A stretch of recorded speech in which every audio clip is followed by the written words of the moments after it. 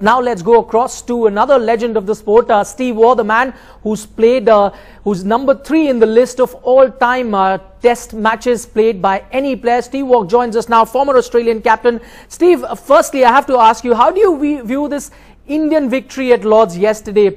Would you say this is India's best chance to win an overseas test series after years of disappointment? An historic moment and a good opportunity to go on and win the series. I think this is a great chance for India. England, a little bit of disarray right now, particularly around the captain, and that's destabilising for England. So if they can win this test match at Lord's, and they probably should go on and win the series, which will be a great achievement for a pretty young team. But India right now, I think, are an exciting team to watch. They've got outstanding batsmen, and I like the 2 opening bowlers that India have got right now. They seem to be doing a good job. Right, you speak about the 2 new ball bowlers. One of them, of course, is Bhuvneshwar Kumar. While his talent with the ball is for all to see, his batting on this tour has been a revelation. Do you think he has all the makings of an all-rounder?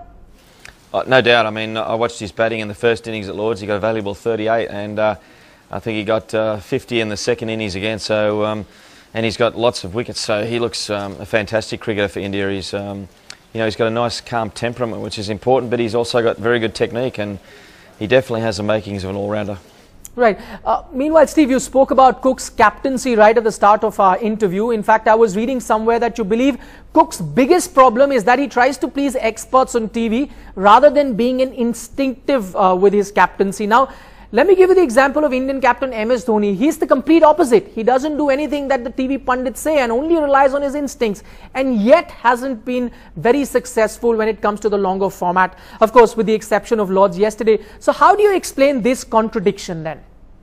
Yeah, MS Dhoni, I think he can be instinctive at times. Other times I think he plays it a bit conservatively, so it's a bit of a contradiction. Sometimes you see him in particularly short forms of the game, he just backs his instincts and does things, you know, has a go and really backs himself in the team. Whereas test matches, I think he tends to hang back a bit, and sometimes it's safety first. I think if he can get a win at Lord's, then he can be a bit more relaxed going forward. But he does captain the side differently in test matches to the short form of the game, and I think I'd like to see him be more aggressive in test matches.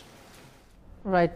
Clearly then you are more impressed with Dhoni, the ODI and T20 captain, vis-a-vis Dhoni, the test captain. So tell me, Steve, would it be a good idea for India then to look at split captaincy, something that Australia does very often?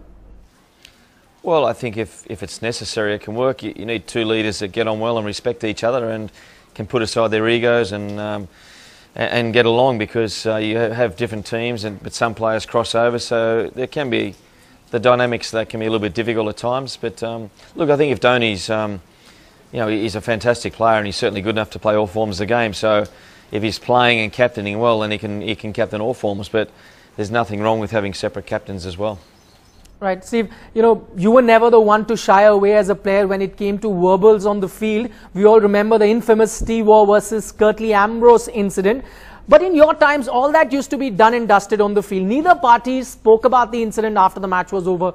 Do you think players reporting other players to the ICC or the match referee after the incident is the right way to handle such situations? I'm obviously asking this in reference to the recent Jadeja-Anderson spat. Look, I think if it's a serious offence off the field, then it's got to be dealt with by the authorities. But this to me seems pretty trivial, and it was, you know, one player bumping into another, a few words said. Surely that could have been sorted out by those 2 players or the 2 captains or the team managers, and keep it away from the public eye, because as soon as you put it in the public domain, it becomes a huge issue. Has a potential to divide and divide the teams and cause a lot of anxiety on the field, and I think that's not good for the rest of the series. So I think it's been handled poorly. It should have been dealt with away from the game. But as I say, if it was a serious offence, then it has to be dealt with by the authorities. But I'm not exactly sure what happened. Right. Finally, Steve, before I let you go, this question comes to you from thousands of fans that you have in India. They complain that they don't get to see enough of Steve Waugh because post-retirement you haven't opted for a career in media like many of your contemporaries. Look, it's an interesting point. I tend to be involved around cricket in a mentoring role, so there's a number of Australian players I've talked to behind the scenes.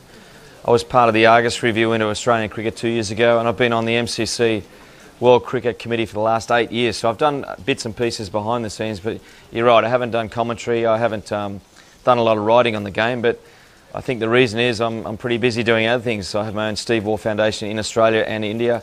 I have some business opportunities. I've just self-published a book. I'm on various committees and I have 3 teenage children, so life is probably too busy to be a cricket commentator. Come on, Steve, give a ray of hope to your fans. Maybe in the future we get to see your punditry on TV? Yeah, look, if the right offer comes up and it's challenging and stimulating, I definitely look at that. You know, I haven't had a lot of offers to be involved in cricket coaching, really. I think people assume I am busy, which I am, but if the right offer came along and it was, I saw it as a stimulating opportunity, I would definitely look at it. All right, Steve Waugh, thanks so much for talking to NDTV, giving us that time. It was an absolute pleasure speaking to you about cricket.